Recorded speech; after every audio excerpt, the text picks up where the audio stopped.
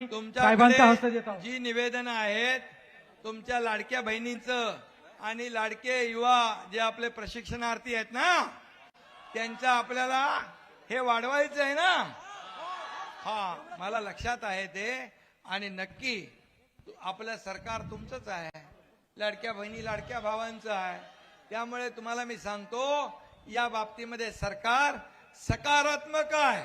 तुमच्या सुरू झालेल्या योजना बंद होऊ देणार नाही, बंद होणार नाही.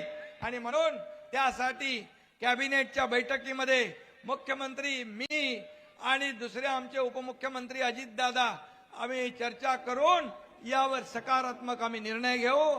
धन्यवाद. चिंता करू नका. आपण सर्वांचे निवेदन सुरेंद्र नायडू यांच्या माध्यमातून मुख्यमंत्री साहेबांना आम्ही सोपत आहोत. सर्वांना निवेदन देणे शक्य नव्हते, करिता संयुक्त निवेदन आज सुरेंद्रजी नायडू तथा माजी आमदार शेषरामजी कोरोटे यांच्या माध्यमातून आम्ही त्यांना सोपत आहोत.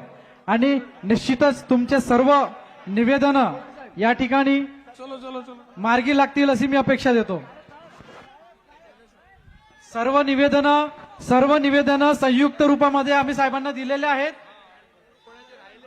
आणि जरी कोणाचं निवेदन